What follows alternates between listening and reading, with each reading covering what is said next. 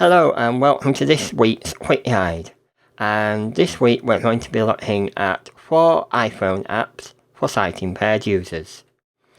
First of all, we'll look at TapTapSee. This app allows you to take a photograph of an object and have it identified. Then we'll look at LookTel Money Reader. This will recognise banknotes and announces their value. Colour ID will identify the colour of any object placed under the scanner. And finally, MagX, an excellent video magnifier app. So the first app we're going to look at is TapTapSee. TapTapSee allows you to take a photograph of an object and have it identified.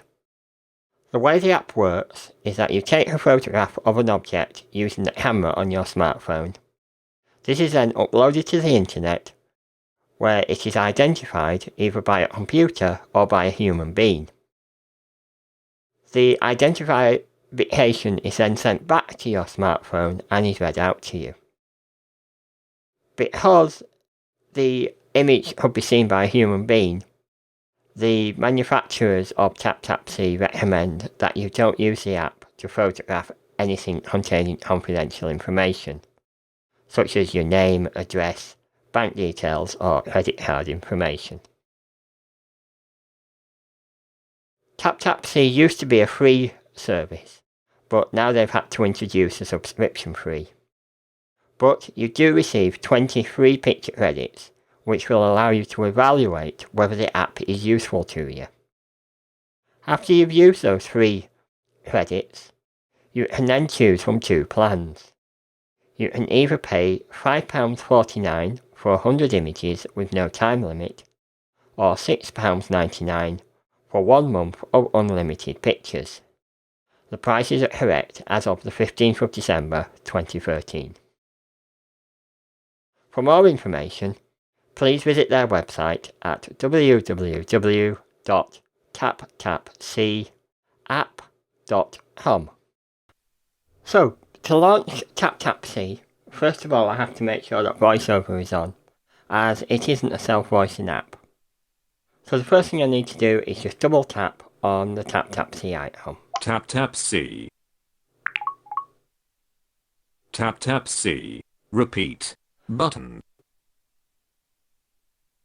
So now, with the app open, along the top of the screen there are 4 options: Repeat, Library, Share and Information.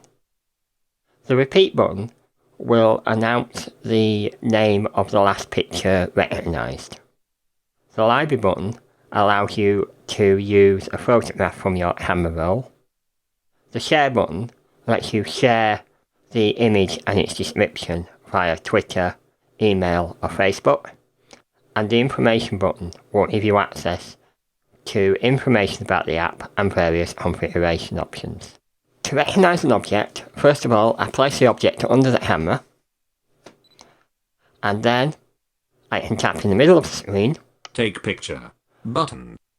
Now if I double tap to take a picture of what's in front of you. Picture 2 in progress. And that's now been uploaded to the cloud. Picture 2 is the Phantom of the Opera CD. So I can also use the app to recognise objects, for example in the supermarket. So if I place this can under the camera, and now double tap on the screen. Take picture 3 in progress. And when you hear it say picture 3 is in progress, that means it's taken the photograph and is uploading it. Picture 3 is Pledge Multi-Surface Cleaner. The thing to remember is if you are using the app in somewhere like a supermarket, you will need access to the internet to be able to upload the image to the cloud. So the next app we're going to look at is Money Reader from LookTel. Money Reader announces the value of banknotes. It works with both Great British Pounds, Euros and US dollars. The app itself costs £6.99, and for further information visit www.looktel.com. So Money Reader can either be used with VoiceOver or it is a self-voicing app. So to start Money Reader, all I have to do is double tap on the Money Reader icon. Money Reader. Money Reader running. And the app now starts. So I take the note I want to be identified and hold it under the hammer of my smartphone. £10. £10. And you can hear that Money Reader immediately announces the name of the note. £20. £20. So Huller ID will recognise and announce Hullers. It's available as a free or a paid for app. The free version has advertisements and the paid version costs £2.99. Huller ID can either be used as a self-voicing app or used with VoiceOver. In this tutorial I'm going to use it with VoiceOver. So first of all I want to start Huller ID. Color ID 2.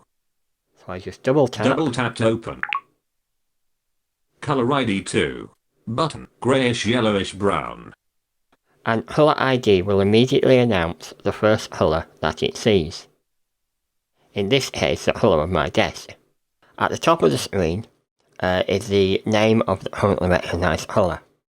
At the bottom of the screen there is a toolbar consisting of 5 buttons. In this example I'm using the paid for version of the app.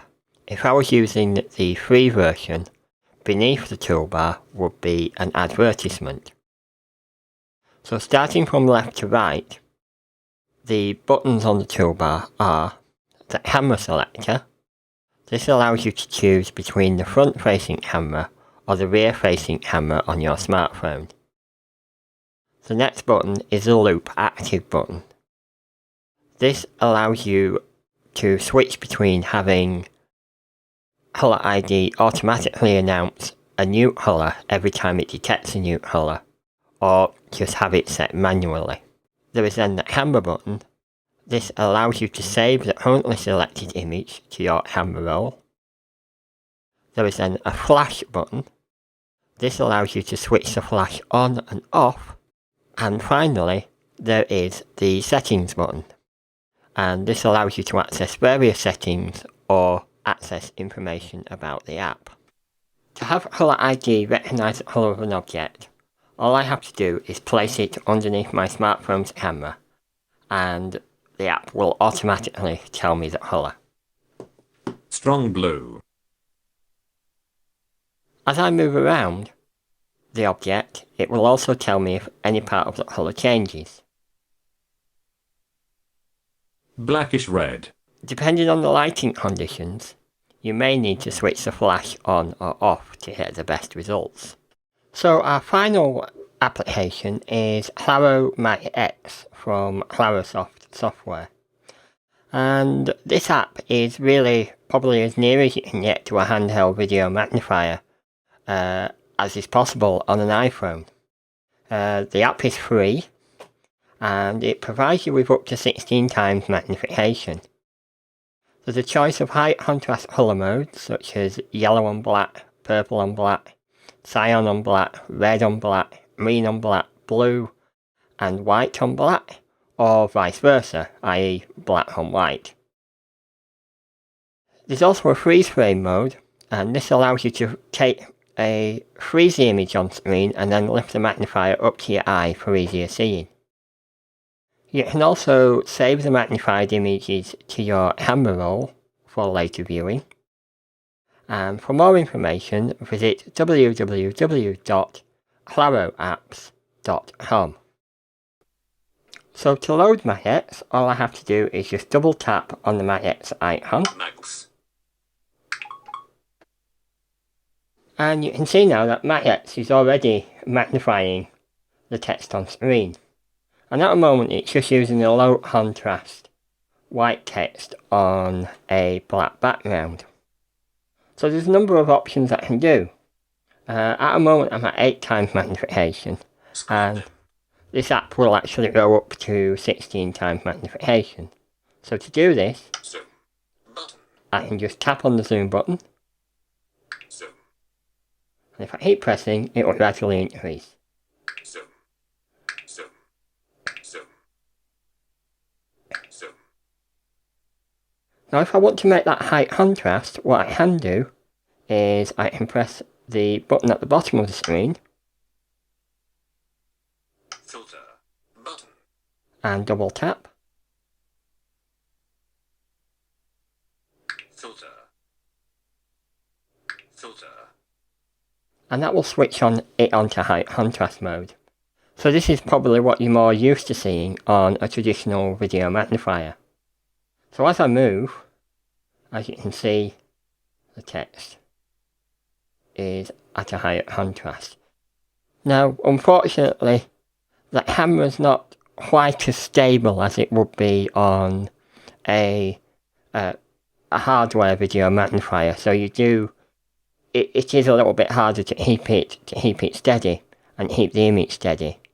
I've actually got this on a tripod, which makes it easier for me to actually move the camera along the actual page. But even so, you can still see that it's breaking up. I can also change the color contrast. So if I press this button here, Invert. Button. I can change it from white text on a black background to black text on a white background. Invert. And if I want to change the various colours, I can do that by tapping at the bottom of the screen. Invert. Color. Button. Color. So I've got yellow on a black background, Color. purple on a black background, Color. cyan on a black background, Color. green, blue, Color. and white. I can also, if I'm using this in low light conditions, at the moment I've not actually got the flash switched on, but if I switch the flash on, Light bulb off. Button. Light bulb on. I can switch on the flash, and that sometimes gives you a better image. So overall, considering that this is a free application, this is, very good. It probably wouldn't replace a hardware video magnifier, but certainly if you're out and about, you've forgotten your magnifier, this would get you out of a tight spot.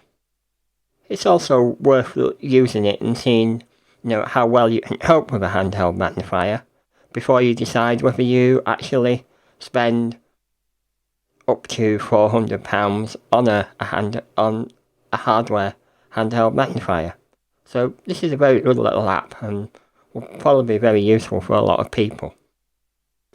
So we do hope you find this quick guide useful, and if you would like to learn more about the apps that I've described today, you can visit the show notes, which are in www.quickguides.siteirdale.org.uk.